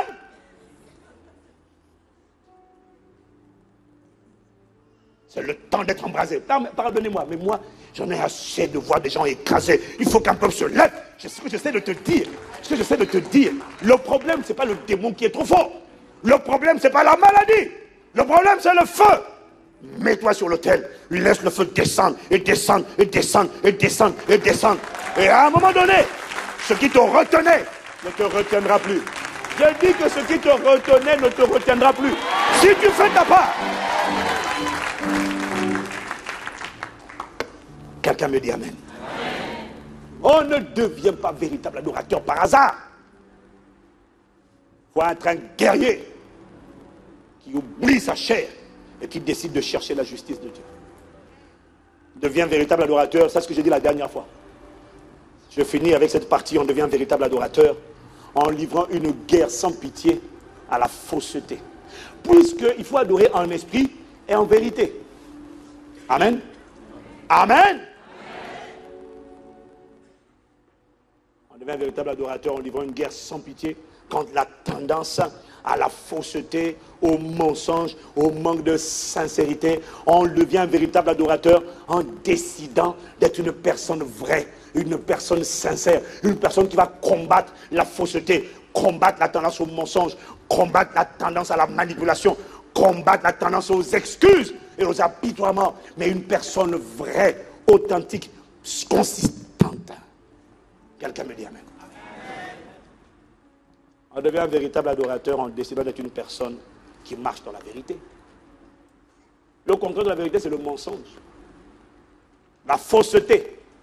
Vous savez, il y a des personnes qui sont fausses. Il y a deux catégories de personnes. Il y a des personnes qui sont fausses, qui mentent, qui sont fausses, qui dribblent, qui trichent, mais qui au moins ont l'honnêteté de reconnaître quand on leur somme de dire la vérité. À un moment donné, ils reconnaissent quand même qu'ils sont faux et qu'ils mentaient. Est-ce que quelqu'un me suit? Donc il y a des gens, quand tu les exposes, quand tu les presses, comme David a été pressé par Nathan, quand Nathan est venu le voir, Nathan lui a dit, il lui a raconté une anecdote. Il y a à cause de ce qu'il a fait avec comment il avait fait tuer Uri. David est scandalisé. Il dit, quel est l'homme qui a fait ça? Il mérite la mort. Et Nathan lui dit, mais c'est toi cet homme. C'est toi David. Et là David dit, pardon.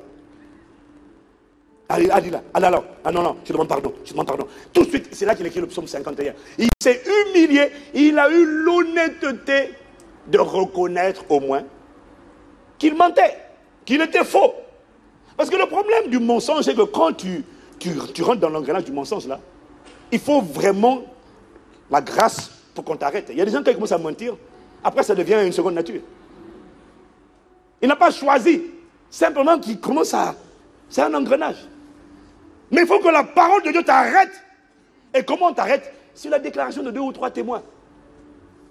Sur la déclaration de 2 ou 3 témoins, il y en a au moins, quand 2 personnes, 3 personnes disent non, là tu mens, non, là tu n'es pas vrai, là tu es faux, là tu es fausse, il y en a qui ont l'humilité de reconnaître. Là je reconnais, j'avais mis un masque, je demande pardon. Mais pour moi, ce n'est pas ça le pire. Le pire, ce sont les personnes qui sont fausses, qui mentent, qui trichent Et qu'ils ne sont pas capables d'admettre, malgré que tu insistes, elles ne sont pas capables d'admettre qu'elles mentent. Ah! Ça dit que c'est quand même compliqué. Tu mens. Satan sait que tu mens. Dieu sait que tu mens. Je sais que tu mens. 2 ou 3 témoins disent que tu n'es pas vrai. Tu n'es pas authentique. Tu n'es pas sincère. Mais toi, tu dis non. Moi, je suis désolé, je ne mens pas.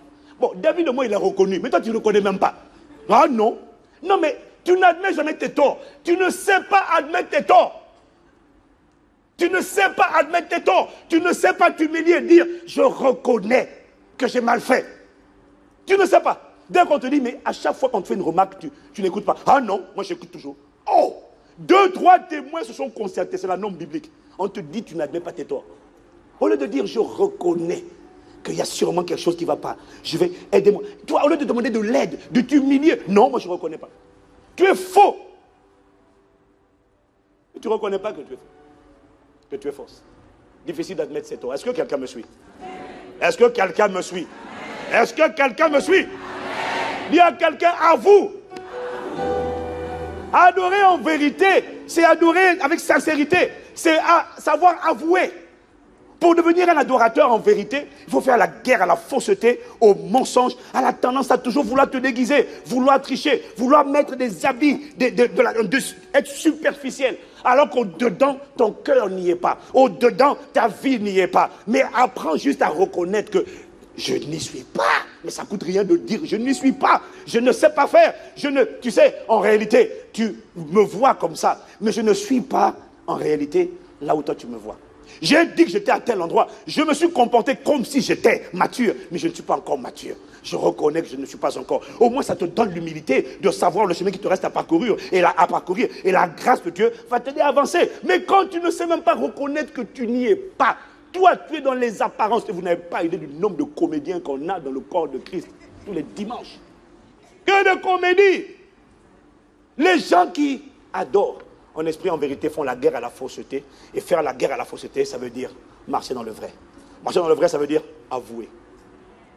Être transparent. Être sincère. Ne plus mettre de masque. Avouer à Dieu. Mais parfois avouer aussi aux gens que tu as trompé. Auxquels tu as menti. Comment j'ai menti? Mais tu as menti parce que tu as fait croire aux gens que tu es en réalité ce que tu n'es pas. Tu as fait croire aux gens que tu as atteint un niveau que tu n'as même pas atteint. Tu es dans le superficiel. Dis à quelqu'un, avoue. Dis à quelqu'un, avoue. Ma Bible dit dans le psaume, dans le proverbe 28, verset 13, celui qui cache ses transgressions ne prospère point. Mais celui qui les avoue et les délaisse obtient miséricorde. Celui qui cache ses transgressions. Celui qui cache ses transgressions. Ça veut dire quoi? Cacher les transgressions, ça veut dire cacher toutes les nombreuses fois où tu n'as pas respecté. La transgression, c'est la violation de la loi. Je ne cache pas. Je refuse de cacher. Je refuse de cacher. Je décide d'être authentique, d'être sincère. Je décide de dire la vérité. Je décide d'avouer. Celui qui cache ses transgressions ne prospère pas, mais celui qui les avoue et les délaisse obtient miséricorde. Je veux que tu dises à 2 personnes, avoue. Avoue. Avoue et ne donne pas d'excuses quand tu avoues. Ne dis pas, ok, je reconnais que j'ai de l'amertume dans le cœur. Mais, c'est quoi? C'est quoi? C'est à cause de... Ah, quoi, c'est à gauche qui connaissent la parole, qu'ils écoutent. Donc au milieu, vous n'écoutez pas. C'est à cause de... Avoue. Avoue qu'il y a l'amertume. Avoue qu'il y a la colère. Avoue qu'il y a la rancœur. Avoue que c'est faux. Avoue que tu n'es pas sincère, mais ne donne pas d'explication. Avoue qu'il y a cette pensée dans ton cœur, cette émotion. Mais ne commence pas à dire c'est à cause de... Parce que là, tu n'avoues plus. Tu es en train de cacher cette voix qui parle. Dis à quelqu'un, avoue. Je vais bientôt finir. Dis à quelqu'un encore, avoue. Mais mon frère, ça coûte quoi d'avouer? Ça coûte quoi? Quand tu vas enlever, tu sais que quand tu caches, tu mets un masque. C'est ça l'hypocrite. Si tu me suis dit, amen. L'hypocrite, il fait quoi? Il met un masque. Il se déguise. Le problème, c'est que le déguisement que le péché te fait prendre te rend moche. Avoue. Sois toi-même. Sois authentique. Et quoi alors? Si le risque, c'est quoi? C'est que tu déçoives les gens à qui tu as menti, avec qui tu as été faux. Mais tu préfères les décevoir eux ou décevoir Dieu? Avoue afin d'obtenir miséricorde. Avoue. Avoue. Avoue. Quand tu lèves les mains, je te donne tout de moi. Donne véritablement tout. Quand tu entends cette mélodie, donne tout, ne garde rien, donne cette amertume. Et quand tu la donnes, ne dis pas, bon, c'est parce que c'est là à cause de... Non, il n'y a pas de à cause de. Ce n'est pas là à cause de ce qui t'est arrivé. C'est faux. Et tu sais que c'est faux parce que la Bible est remplie de témoins qui vont te dire que eux aussi, ils ont traversé ce que tu as traversé, mais ils ne sont pas restés avec ce que tu as gardé dans le cœur. Donc, ce n'est pas vrai. Ce n'est pas ce qui s'est passé. C'est ton système de pensée le problème. Dis avec moi, j'avoue. Avoue. Arrête de mettre le masque. Avoue. Trop de comédiens dans l'église. La plus grande concentration d'acteurs au mètre carré. Avoue. Avoue que tu ne sais pas reconnaître tes torts. Ça fait quoi? 2, 3 témoins te parlent, mais avoue. Avoue que tu n'es pas prête à te marier.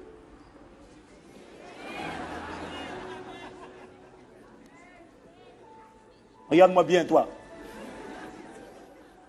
J'entends quelqu'un dire, c'est trop tard. J'avoue. Mais tu n'es pas prêt. Mais tu veux que Dieu prenne plaisir à toi? Sois authentique. Avoue. Il y a des gens qui ne sont pas prêts. Mais qui disent, je suis prêt, Seigneur, je suis prêt. Non, tu n'es pas prêt. Avoue. Comment veux-tu te marier? Bon, excuse-moi. Comment fais-tu pour te marier? Tu veux te marier, tu ne sais pas prendre soin d'une maison. Alors que c'est ce que tu vas faire juste après le mariage. Donc tu vas faire quoi? C'est l'égalité. Chacun range ses choses. Je range les miennes, tu ranges les tiennes, et on est dans la paix. Ah bon, c'est ça que tu vas faire dans le mariage. Ça, c'est un esprit de manipulation et de contrôle. C'est pas ça le mariage. Tu sais prendre soin des... Il y en a, tu vas dans leur appartement, la chaussette gauche est au plafond. Le balai brosse est collé contre le mur. On ne sait pas où sont rangées les choses. Tu es bordélique que tu veux te marier. Mais éduque, avoue que tu n'es pas prête. En fait, excusez-moi, ce que j'essaie de dire, c'est que tu ne te rends pas compte à quel point la fausseté, peut-être dans ta vie, mais tu ne sais pas que ça c'est la fausseté. La plupart des filles, des femmes pensent qu'elles peuvent être, elles sont qualifiées pour être mariées parce qu'elles ont grandi. Non, maman, le mariage requiert une préparation. Il faut être préparé. Quand on n'est pas préparé, tu vas les tuer l'autre. Avoue, ça fait 3 personnes. 2, 3 personnes te disent que toi, tu veux porter le pantalon et tu as une tendance à vouloir contrôler ton mari. Il faut avouer. Non, je ne contrôle pas. Si tu contrôles. Non, je ne contrôle pas. Et puis tu dis, je te donne tout de moi. Tu es oppressé par des démons, tu es tourmenté par des démons et ce tourment n'est pas prêt de s'arrêter parce que ton adoration est fausse. Et puis surtout quand tu dis, sans rien retenir, sans rien retenir, ah toi aussi, sans rien retenir. J'ai prêché 3 heures avant-hier, sans rien retenir, dis avec moi, sans rien. Sans rien retenir. Sans rien. Tu as entendu dégamer. Toi aussi. Sans rien. Non. Sans rien retenir. Sans rien retenir. Sans rien retenir. Sans rien. Je te donne tout de moi. Ce que j'aime bien, les... Non, non, non, je suis sur sans rien retenir. Sans rien retenir. Quoi? Tu veux pas dire sans rien retenir? Quoi, tu veux retenir quelque chose ou quoi? Hein? Sans rien retenir. Ce que j'aime bien, c'est qu'il y en a qui disent sans rien retenir, mais en fait, ils sont en train de mimer quelqu'un d'autre. Et ils ne pensent pas ce qu'il est en train de chanter. Et là, maintenant, il fait comme Pasteur Ivan. Sans rien retenir. Non, non, non, non, non, sans rien retenir. Ce n'est pas la voix, les cordes vocales. Sans rien retenir. Oh, oh. Mais avoue, ça te coûte quoi? Excuse-moi d'insister. Avoue que tu n'es pas prête. Avoue que tu es broke. Mais avoue-le, non? Allez de faire le spirituel, la spirituelle.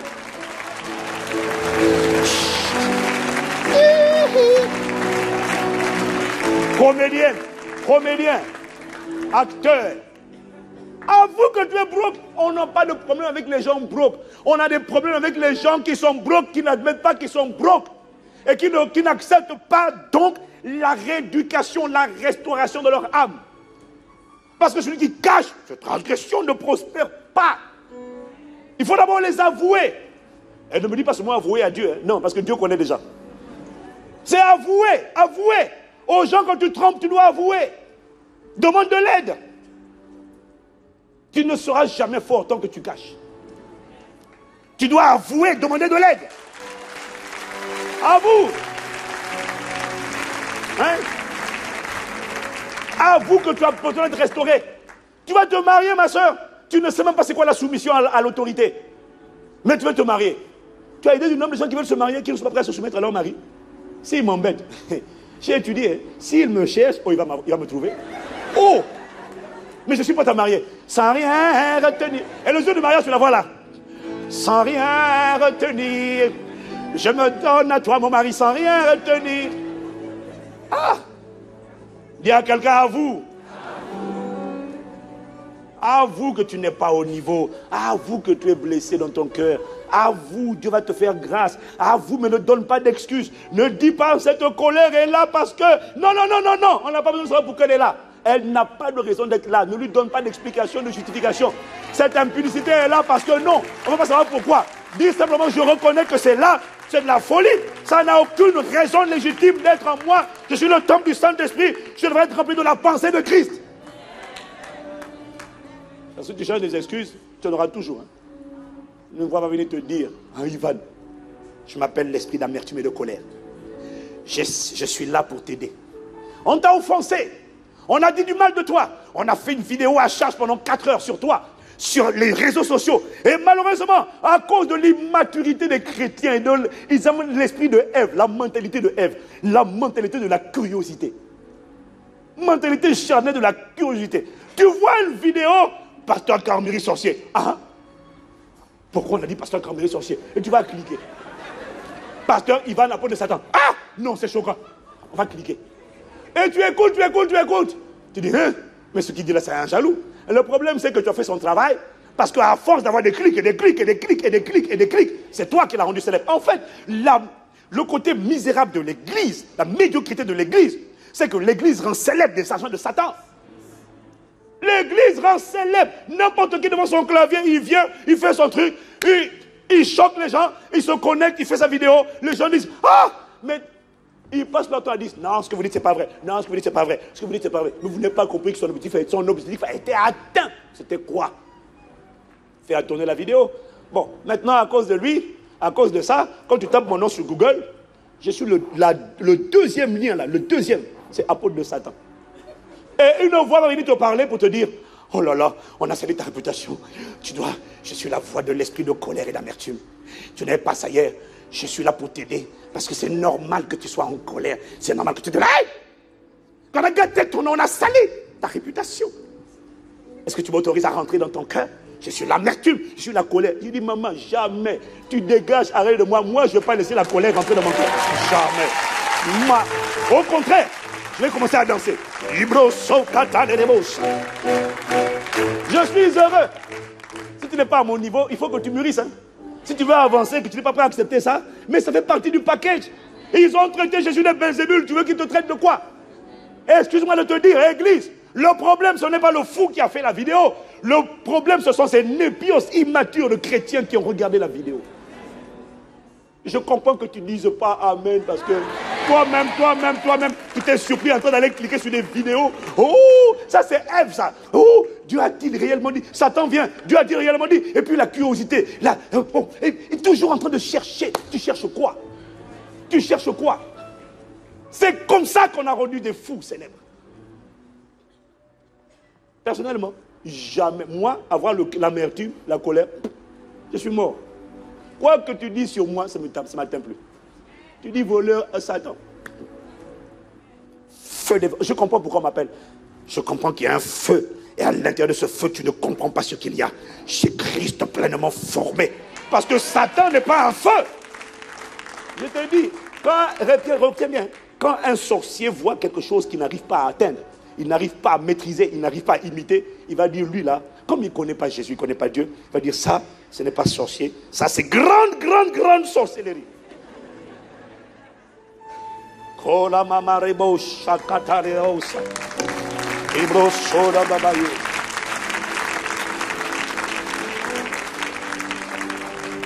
Mais non, je vais tout finir. Donnez-moi encore un peu de temps, je vais finir. Mais ça te coûte quoi d'être toi? Hein? À vous. Les véritables adorateurs sont des gens, ils enlèvent les masques. Ils sont sincères. Quand Dieu parle, il dit, j'ai péché. J'ai péché. Je n'ai aucune excuse. Il dit, pardon Seigneur, je vais t'expliquer. Tu vas expliquer quoi? Tu vas expliquer quoi à Dieu? Tu vas expliquer quoi? Tu vas expliquer quoi? Tu n'expliques rien. Cette voix qui te parle, c'est une voix qui essaie. Tu crois que la voix là est là pour te consoler? Elle est là pour te piéger. Je dis les mêmes choses, mais parce que ça ne rentre toujours pas.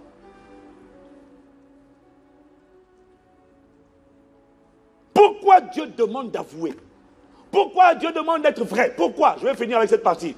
Pourquoi Dieu te demande d'être vrai? C'est parce que tu n'as pas compris pourquoi Dieu demande d'être vrai. Tu vois, le psaume qu'on a lu, celui qui cache ses transgressions ne prospère pas, mais celui qui les avoue et les délaisse obtient miséricorde. Dis avec moi miséricorde.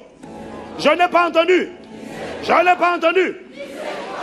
Tu vois, ce que tu ne comprends pas, c'est que si tu n'avoues pas, si tu n'es pas vrai, si tu n'es pas authentique, mais tu caches toujours ton jeu, tu mets toujours ce masque, c'est un masque de péché, cette manière de penser est un péché. Est-ce que tu ne comprends pas? C'est que si tu n'avoues pas, tu empêches la miséricorde de Dieu de venir vers toi. Il dit, celui qui cache ses transgressions ne prospère pas, mais celui qui les avoue et les délaisse obtient miséricorde. Il obtient miséricorde. En fait, Dieu te demande d'avouer. Tu vois, le problème que tu as de l'avouer, c'est que tu penses à la police et aux juges. Tu penses à ce qui se fait sur la terre. Sur la terre, lorsque les policiers ou les juges te mettent la pression et on te dit avouez, avouez, avouez, avouez. Pourquoi les gens n'avouent pas? Parce qu'ils savent que s'ils avouent, juste après on va leur dire, signez la déposition, vous venez d'avouer. Policiers, gendarmes, menottes en prison. Et c'est cette pensée-là qui caractérise la plupart des gens. C'est ça qui fait que les gens ont peur d'avouer. Parce qu'ils se disent, si j'avoue, on va me juger. Si j'avoue, on va m'enfermer. Si j'avoue, on va m'isoler. Si j'avoue, on va m'écarter. Si j'avoue, mais peut-être que les hommes le feront, mais pas Dieu. Dieu ne te demande pas d'avouer pour t'enchaîner. Oh. Dieu ne te demande pas d'avouer pour te prendre au piège. Dieu ne te demande pas d'avouer pour te piéger. Dieu ne te demande pas d'avouer pour dire aux anges. Il ne te demande pas d'avouer pour dire aux anges, maintenant, jugez-le. Non! Dieu te demande d'avouer afin de te faire obtenir miséricorde. Ça veut dire quoi? Ça veut dire quoi? Dis avec moi miséricorde. Dieu te demande d'avouer pourquoi? Parce qu'il ne veut pas que le jugement s'abatte sur toi. Que le châtiment. Parce que le salaire du péché, Romains 6, verset 23, c'est la mort. Ton système de pensée là, ta fausseté, tes cachotteries là, le fait de toujours être têtu, entêté, on te dit tu as tort, tu dis j'ai pas tort. Est-ce que tu sais que ça va t'emmener des maladies incurables? Pourquoi? Si tu n'avoues pas, le péché que tu gardes dans ton cœur attire la mort. Car le salaire du péché, c'est la mort. Pourquoi Dieu te demande d'avouer? Parce que Dieu veut te préserver du châtiment, du jugement. Ma Bible dit dans Jacques chapitre 2 au verset 13, la dernière phrase, il nous dit que la miséricorde triomphe du jugement. Je veux que tu le lises à haute voix. La miséricorde triomphe du jugement. Le jugement c'est quoi? C'est le châtiment, c'est la pénalité, c'est la sanction que tu mérites. Il y a une différence entre la grâce et la miséricorde. Dis avec moi la miséricorde. Je n'ai pas entendu. Je n'ai pas entendu. Ton voisin dirait qu'il a faim. Il y a une différence entre la grâce et la miséricorde. La grâce, c'est lorsque Dieu t'accorde ce que tu ne mérites pas de recevoir. Ce n'est pas ta prière, ce n'est pas ton statut, c'est juste la grâce de Dieu. Ce n'est pas ton nom de famille, mais Dieu te l'accorde par grâce. Il te dit reçois par la grâce, le salut par la grâce, la foi par la grâce, la santé par la grâce. Et tout ce que nous avons reçu de Dieu, nous l'avons reçu par la grâce. Est-ce que tu le méritais? Non. C'est pas à cause de tes bonnes œuvres. C'est pas.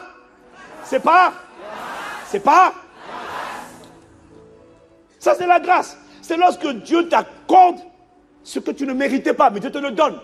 La miséricorde, c'est par la grâce. La miséricorde, c'est lorsque Dieu te préserve. Il t'épargne des châtiments, des jugements, des fléaux qui devaient s'abattre sur toi pas à cause de l'accident, à cause de tes fautes, à cause de tes péchés, à cause de tes manquements, à cause de tes transgressions de ces lois. Tu as fumé pendant longtemps, tu as fumé pendant des années, tu as mangé en désordre pendant des années, et un jour tu es malade, et tu dis à Dieu, au nom de Jésus, je réclame la guérison par la grâce. Non, tu dois implorer par la grâce, tu dois implorer la miséricorde. Pourquoi? Parce que la miséricorde, c'est lorsque Dieu te préserve de ce qui devait te frapper, mais Dieu le fait changer de trajectoire pour que ça ne t'atteigne pas. Et pour ça, Dieu dit à vous.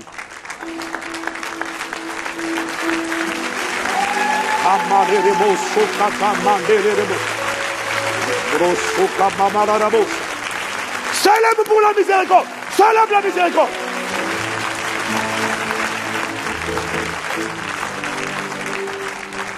Quelqu'un dit Amen. Dis avec moi, miséricorde. Mon frère, comprends la miséricorde.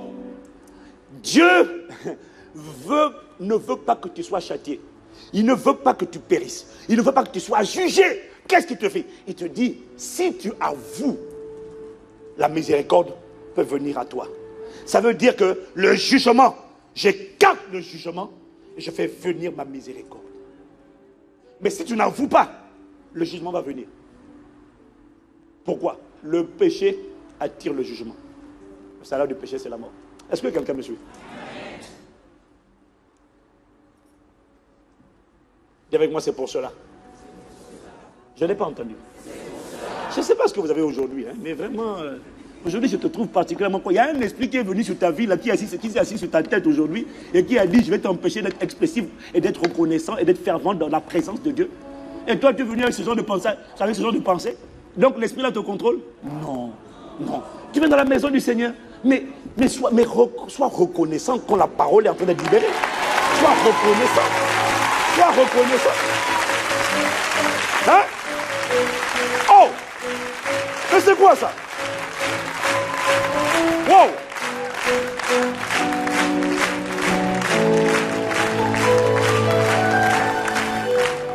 On n'a jamais besoin de te supplier, de t'inviter plusieurs fois à dire le Amen parce que tu ne le dis pas correctement.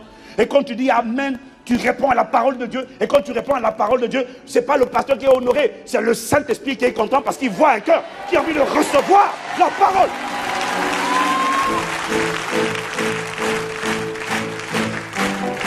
Et je comprends, il y a beaucoup d'adorateurs. Peut-être, beaucoup d'adorateurs. Mais réveille les véritables adorateurs. Réveille ceux qui sont fervents et au garde à vous devant la parole. Et qui célèbrent le réma de la parole de Dieu. Et qui ne la considèrent pas comme étant un acquis. La parole n'est pas un acquis. Quand elle vient de Dieu, et un homme a cherché Dieu, ce n'est pas un acquis. La chose que Dieu attend de toi, c'est l'action de grâce. Ne me regarde pas comme ça, monsieur, mon frère, ma soeur. Ne me regarde pas comme ça. Dis Amen et bénis Dieu. Je ne serai pas comme ça mercredi, mais il y a quelqu'un qui est en train d'agacer mon onction.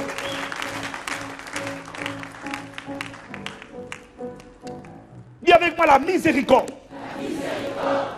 Dieu, c'est le sujet que tu n'aimes pas parce qu'on te dit d'avouer, c'est ça? Ah, ok. Ah, parce qu'on te dit d'être vrai, que tu as envie d'être comédien. Non, mon frère, ma soeur. Paul dit, je finis, c'est pour cela. Il dit dans 1 Corinthiens 11, verset 29 à 32. 1 Corinthiens 11, verset 29 à 32. Car celui qui mange et boit sans discerner le corps du Seigneur, mange et boit, il avale un jugement contre lui-même. C'est pour cela qu'il y a parmi vous beaucoup. Ça m'a choqué de relire ça. Car c'est quand le Saint-Esprit m'a donné ça hier soir, il m'a dit, regarde, j'ai dit quelques-uns, non, il m'a dit beaucoup d'infirmes et de malades, d'infirmités. C'est ce qui est incurable. C'est pour cela qu'il y a parmi vous beaucoup d'infirmes et de malades. Il n'a pas dit c'est à cause des hôtels sataniques qui sont trop forts. Non, non, non. Il a dit c'est à cause de ça. Vous prenez le repas du Seigneur, vous prenez la Sainte Seine, mais vous ne discernez pas. Vous prenez la Sainte Seine comme étant des comédiens. Tu mens, tu es dans la fausseté, tu es dans le mensonge. Il faut forcer. On te dit sois humble, humilie-toi, sois vrai. Tu dis non, non, si on voit que je suis vrai, on va. Mais il y a trop de gens qui se déguisent. Les femmes se déguisent, les hommes se déguisent, les jeunes filles se déguisent. Elles font genre, elles sont prêtes pour le mariage. Elles ne sont pas prêtes du tout. Là où j'ai grandi, à 18 ans, les filles étaient des femmes. Aujourd'hui, en Occident, à 30 ans, c'est une gamine. C'est pas nettoyer la vaisselle, c'est pas faire le à manger, c'est pas prendre soin d'elle-même, c'est pas tout ce qu'elle sait faire, c'est faire le maquillage et mettre de belles tenues. C'est pas ça qui fait un mariage, c'est pas ça qui fait une femme, c'est pas ça. Comédienne. Les comédiennes, elles sont là à l'église. Tu ne sais pas parler à un homme, tu ne sais pas le respecter, tu ne sais pas te soumettre, tu ne sais pas te soumettre à son autorité, tu ne sais pas lui parler avec révérence et respect, mais tu dis, sans rien retenir, je veux me marier. Heureusement que ce n'est pas parce que qui célèbre ton mariage. Tu vas monter, descendre, on va tourner la terre là, rien, sans effet, fire. Comédienne, non mais il y en a assez, il y en a assez. Oh. Et quand Dieu ne t'a pas encore marié, tu es là en train de t'agiter. Au lieu de te préparer, de te laisser éduquer. Comment à 30 ans, 35 ans, 35 ans, c'est compliqué. Hein? Hein? Oh! Coco! Et toi, mon frère, 30 ans, tu n'as pas d'économie, tu n'as pas d'épargne. Tu travailles, on ne sait pas où tu mets l'argent. Dans les chaussures, les Weston et tout ça. Hein? Tu vas emprunter la voiture, mais tu n'as même pas d'appartement. Mais ça se prépare. Il faut qu'on sente qu'on a des gens qui sont posés, qui sont préparés. Pas de plaisantins. Excusez-moi. Le mariage, ce n'est pas pour les gamins plaisantins qui ont poussé, grandi, et maintenant qui ont le col qui est en train de sortir.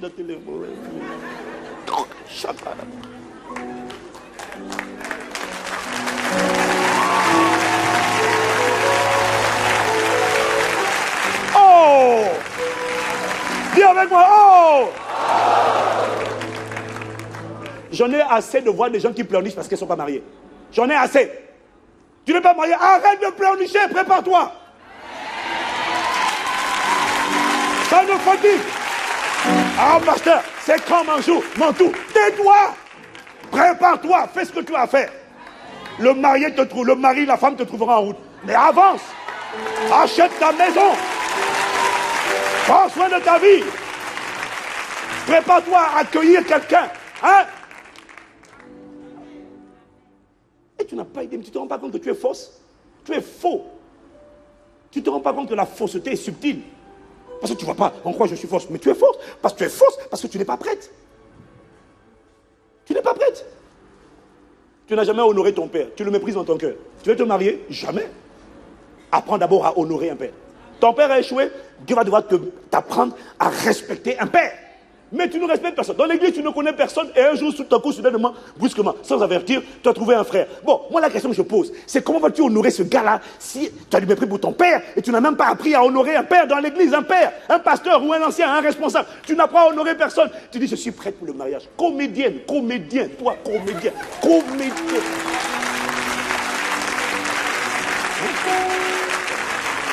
Élie Semoun, c'est ça là, Élie Semoun, comédien. Ah! Ce n'est pas mon message d'aujourd'hui, mais si.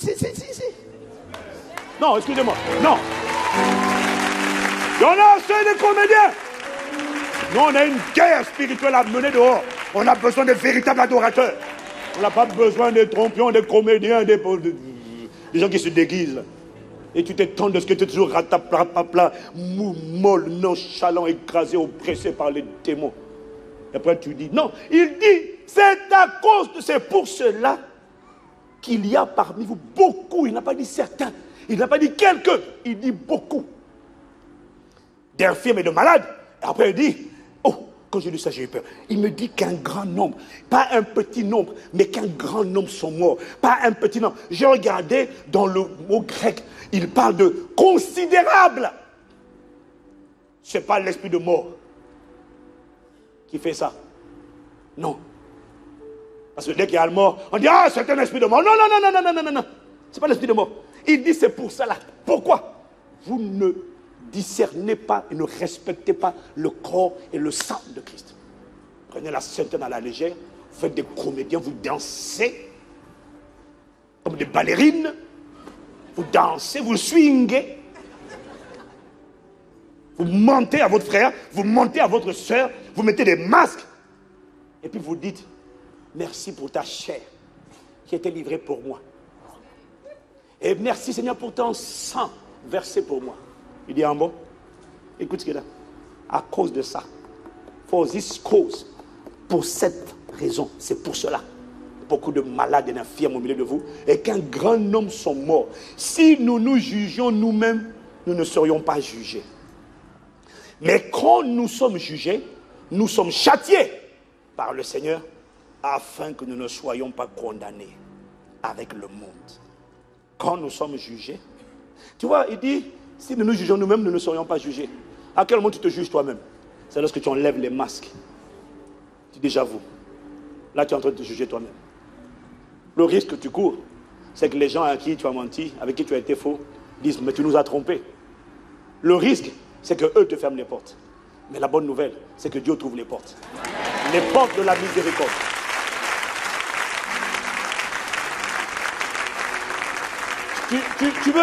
Tu choisis de plaire à qui? À Dieu ou aux hommes? C'est de la folie. De continuer d'être faux, d'être fausse, hypocrite, de mettre des masques. Alors qu'au plus profond de toi, si tu es honnête et tu laisses le Saint-Esprit te sonder, tu sais que tu n'y es pas. Humilie-toi. Fais profil bas. Reconnais. Ne donne à aucune pensée qui n'est pas la pensée de Christ une raison de rester en toi. Dis, cette pensée n'a pas le droit. Cette émotion n'a aucune légitimité. Je bannis les parce que. Je renonce au parce que. Tu n'as pas le droit. Père, je reconnais. Il m'a dit, la miséricorde vient pour te sauver du châtiment qui arrive sur toi à cause de tes péchés.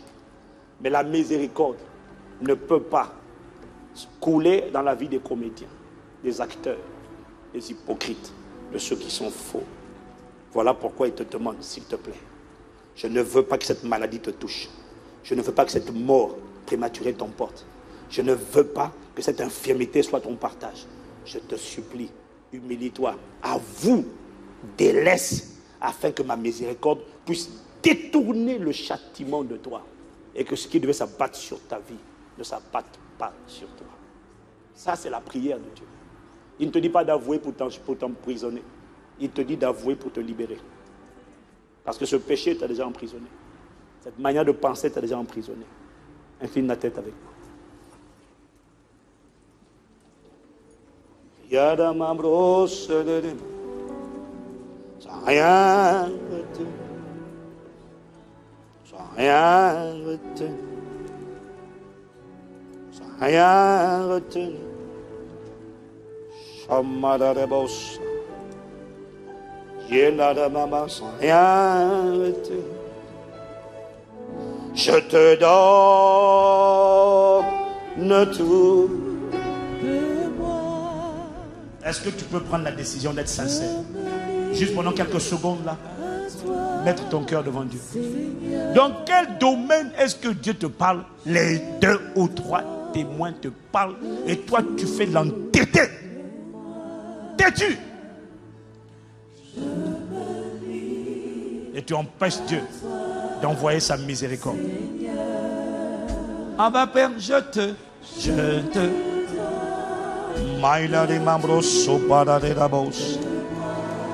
Ah bah Père, je me.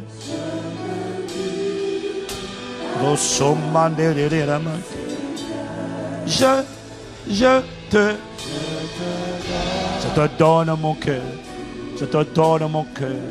Je te donne mes émotions et mes sentiments. Je te donne mon éducation. Éduque-moi, je te prie. Délivre-moi de la superficialité, des apparences trompeuses. J'ai trompé mon monde autour de moi. J'ai mis un masque. Et les gens pensent que je suis ce que je sais que je ne suis pas. J'ai vendu un portrait. J'ai vendu une image. Ah, ma Père, je